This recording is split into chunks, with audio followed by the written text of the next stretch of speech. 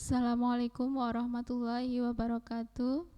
Selamat pagi anak-anakku semuanya. Salam sehat. Kembali bertemu dengan saya, Bu Hertin Kusumawati, dalam daring mata pelajaran ilmu pengetahuan alam. Baiklah anak-anakku semuanya, saya ucapkan terima kasih yang sebesar-besarnya karena untuk evaluasi minggu yang lalu, hari Senin yang lalu, alhamdulillah sudah banyak yang mengumpulkan ke WA-nya Bu Hertin ya. Di sini sengaja saya tidak menagih kalian ya, supaya kalian benar-benar paham, tahu sendiri, menyadari tanggung jawab kalian ya. Siapa-siapa yang sudah mengerjakan, siapa-siapa yang perlu mengirimkan tugas-tugasnya ke Bapak Ibu Guru ya, termasuk kepada saya. Jadi tolong saya minta kesadarannya bagi yang belum segera mengumpulkan, karena kaitannya nanti ada dievaluasi pada pagi hari ini. Nanti untuk evaluasi pagi hari ini tidak saya tampilkan di sini ya. Nanti langsung saya kirim ke grup kelas masing-masing. Jadi tetap ada kaitannya dengan foto yang kalian ambil pada hari Senin yang lalu mengenai pencemaran ya. Kemarin kalian sudah menampilkan ya, mengambil beberapa gambar yang ada di sekitar tempat tinggal kalian ya, termasuk pencemaran air atau udara atau pencemaran tanah. Baiklah anak-anakku semuanya, marilah kita awali pagi hari ini dengan berdoa dulu ya. Bismillahirrahmanirrahim. Rabbi zidni ilma warzuqni fahma. Amin.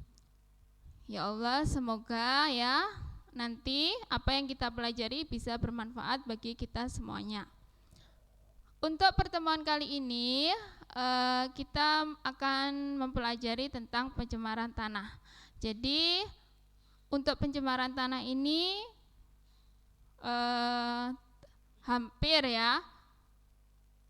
sama dengan pencemaran air dan pencemaran udara, tapi hanya letaknya ya, yang tercemar adalah tanah. Kalau yang kemarin kan yang tercemar udara maupun air. Nah, sekarang ganti yang tercemar itu adalah tanah.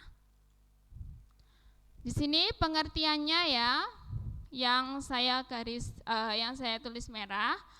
Polusi atau pencemaran tanah itu suatu kerusakan tanah melalui tindakan langsung ataupun tidak langsung oleh campur tangan dari manusia. Polusi ini menyebabkan perubahan tanah, baik bersifat sementara maupun permanen. Permanen itu tetap ya Cahya. Jadi kerusakan tanah akibat ulah tangan manusia itu sendiri. Polusi tanah berarti degradasi atau kerusakan permukaan tanah. Ya, berakibat pada berkurangnya kualitas yang asalnya subur, bisa ditanami tanaman ya, bisa bunga, bisa sayuran. Nah, akhirnya lama kelamaan tanah tersebut akan rusak ya. Jadi jika ditanami tanaman yang lainnya, tanaman itu tidak akan bertahan lama. Itu maksudnya. Ya. Kemudian yang bawah menurut ensiklopedia itu polusi tanah adalah deposisi bahan limbah padat atau cair di darat atau bawah tanah yang dapat mencemari tanah atau air tanah. Kaitannya ya, tanah itu dengan air tanah. Karena di bawahnya itu ada air tanah yang akan mengancam kesehatan masyarakat. Ya, terutama ini yang sangat berpengaruh itu adalah kesehatan masyarakat sekitar. Jadi kalau berpengaruh kepada tanaman, misalkan tanaman tidak bisa hidup karena tanah tersebut sudah rusak, tidak subur, itu tidak berpengaruh banyak. Tapi nanti berpengaruhnya takutnya kalau ke air tanah takutnya mencemari masyarakat sekitarnya ya Cah ya. Jadi kan air minum, terus untuk kebutuhan sehari-hari diambilnya dari situ. Kemudian sumbernya ya. Di situ sumbernya, sumber dari pencemaran itu penggunaan pestisida yang berlebihan. Jadi pupuk itu loh Cah ya. Terus aktivitas pembuangan sampah anorganik. Anorganik itu sampah yang tidak bisa didaur ulang ya.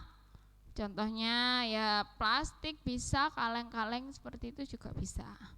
Pencemaran karena tinja ya, kotoran. Kemudian deterjen yang bersifat non biodegradable ya. Itu yang tidak bisa didaur ulang juga. Pemakaian pupuk yang berlebihan ya, hampir sama seperti yang nomor 1 tadi.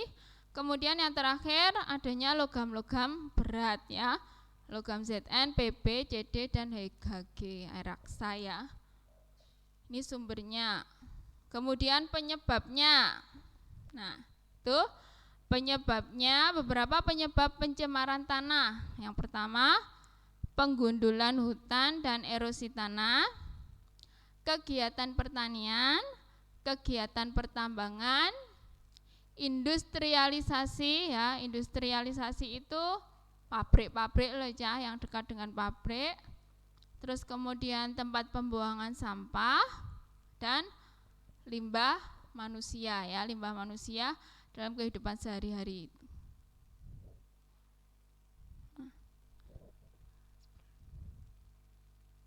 Kemudian dampaknya ya Cah ya, dampak dari pencemaran tanah. Efek pencemaran tanah terhadap lingkungan dapat mengakibatkan kerusakan ekosistem loh Cah. Ekosistemnya rusak. Apa ekosistem itu? Ya, hubungan timbal balik antara manusia dengan lingkungan. Sudah kita pelajari di bab awal, yaitu yang pertama hilangnya keanekaragaman hayati. Paparan polutan. Polutan itu penyebab polusi, penyebab pencemaran yang berbahaya, dapat mematikan sejumlah jenis tanaman atau hewan sehingga terjadi kelangkaan spesies ya.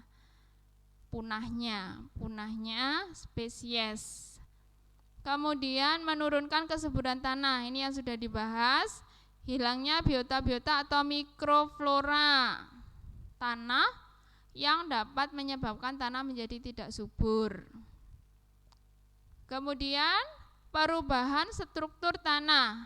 Struktur tanah dapat mengalami perubahan apabila terdapat polutan yang dapat mematikan komponen penting dalam tanah. Jadi hampir sama seperti yang nomor 2 ya, membunuh mikroorganisme yang ada di dalam tanah. Kemudian pencegahan, ada dampak, ada pencegahan ya Cah ya. Sekarang bagaimana upaya mencegah agar tidak terjadi pencemaran tanah ya. Ini ada 3, menghindari aktivitas pertanian yang berlebihan loh Cah.